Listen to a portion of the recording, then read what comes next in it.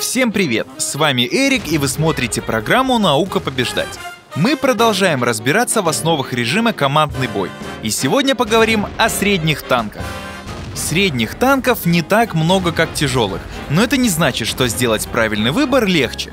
Кроме того, чтобы брать в свою команду СТшки, нужно понимать, для чего они вообще вам нужны. Многие командиры отлично справляются и без них, поэтому скажу так. Если вы из тех, кому нравится играть от нападения, то 1-2 СТ добавят вашей команде мобильности и привнесут в стандартный набор тактик разнообразия. Но это вовсе не обязательное условие для победы и не панацея от всех бед. Это просто альтернатива. Итак, допустим, мы решили взять в команду средний танк. Но какой же выбрать? Технические характеристики многих СТ 8 уровня схожи, тем не менее среди профессиональных игроков популярны всего три. Это Першинг, Объект 416 и Т-69. Танки очень разные, и сравнивать их сложно. Давайте разберемся в особенностях каждого, а заодно выясним, почему киберспортсмены используют именно эти боевые машины. А поможет мне в этом, как и в предыдущих выпусках, игрок команды Na'Vi Слайд.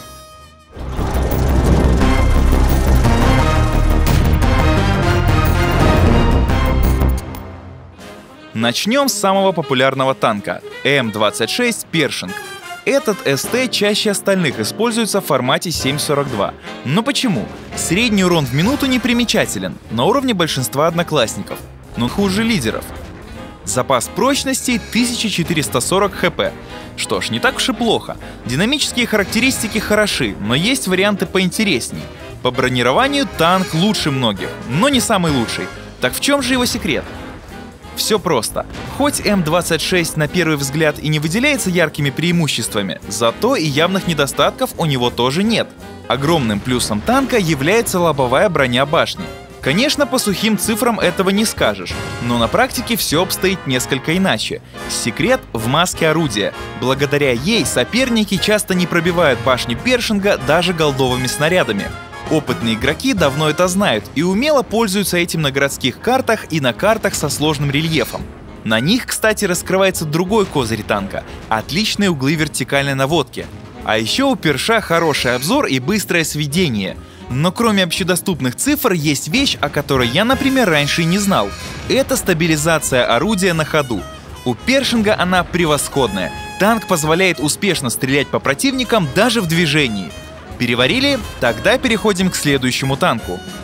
Объект 416. Этот советский стальной монстр появился не так давно и сразу же стал активно использоваться многими из профессиональных игроков в формате 7.42.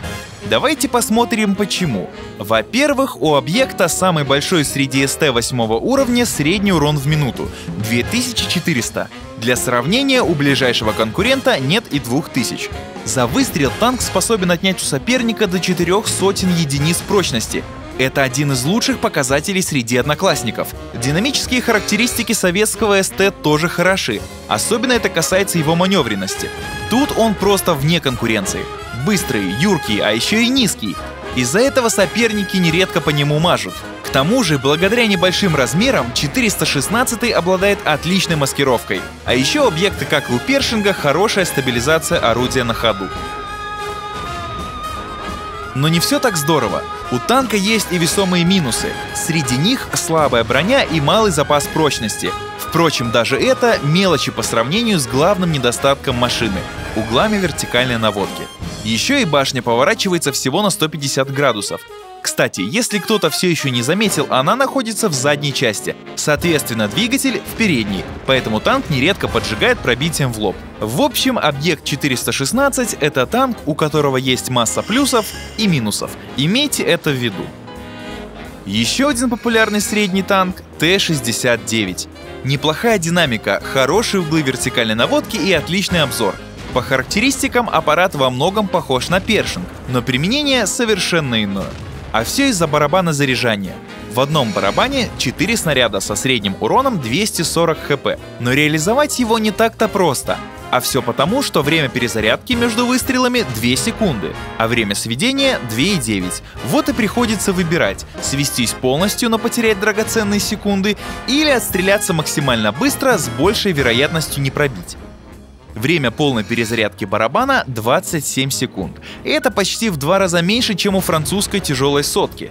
Это даже меньше, чем у 90-ка, но не нужно сравнивать 69-ку с французским ЛТ. Это совершенно разные машины. Т-69 не наглый разведчик, а скорее танк поддержки. По манере игры он напоминает французский тяж, а не ЛТ. Есть у нашего героя и существенный недостаток – плохая пробиваемость бронебойными снарядами. Из-за этого придется часто стрелять голдой, если, конечно, хотите выигрывать. Но и тут есть подвох. Голдовые снаряды у 69-ки кумулятивные. На первый взгляд это не критично. У объекта 416, к примеру, тоже кумулятивы, но у советского СТ пробитие 330 мм, а у американцев всего 250. Кто-то скажет, что у Першинга не намного больше, но давайте учитывать разницу между кумулятивными снарядами и подкалиберными.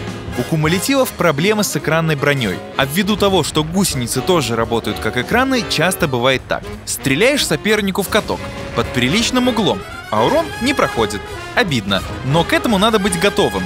Кстати, напомню, на кумулятивах не работает правило нормализации. Тем, кто не знает, что это такое, рекомендую посмотреть занимательную механику. Там все изложено четко и понятно. Ссылку найдете в описании к этому видео. Ну а что же другие СТ? На бумаге вполне хороши Т-44, вторая Пантера, Центурион и даже китайцы. Ну, у советского СТ плохие углы вертикальной наводки и слабая башня. Пантере не хватает динамики. Разгоняется танк даже хуже, чем некоторые тяжи. У британца низкая скорость, маленький урон за выстрел и слишком большие габариты. Болезнь китайцев, углы вертикальной наводки, скорость сведения и точность орудий. В этом плане Type-59 несколько лучше своих собратьев, но этого мало, чтобы стать полноценным конкурентом тому же Першингу. В общем, регулярно выигрывать на такой технике в командных боях смогут лишь самые матерые танкисты. А новичкам я скажу вот что. Не стоит ставить эксперименты. Опытные игроки давно все протестировали, поэтому мне остается лишь повторить. Наиболее подходящие для командных боев средние танки — это М-26 Першинг, Объект 416 и Т-69. Если вы берете в свою команду СТ, то берите что-то из этого. Первый сбалансирован и универсален. Последние два довольно специфичны и капризны, но тоже хороши. Реализовать все их достоинства сможет далеко не каждый игрок и далеко не каждый командир, имейте это в виду. Ну а если нет нужного СТ, возьмите один из тяжелых танков, о которых я говорил в прошлой передаче. Поверьте, толку будет больше. Не мучайте себя и свою команду поражениями, играя на неправильной технике. Но решать, конечно, вам. На этом, пожалуй, все. Пишите свои комментарии и пожелания, и тогда эта передача будет еще лучше и интересней. Кстати, мы получили огромное количество отзывов к выпуску про тяжелые танки. Поэтому в следующем выпуске мы вернемся к этой теме и разберем ее подробнее. Спасибо вам за внимание, с вами были Эрик и PowerSlide, всем пока!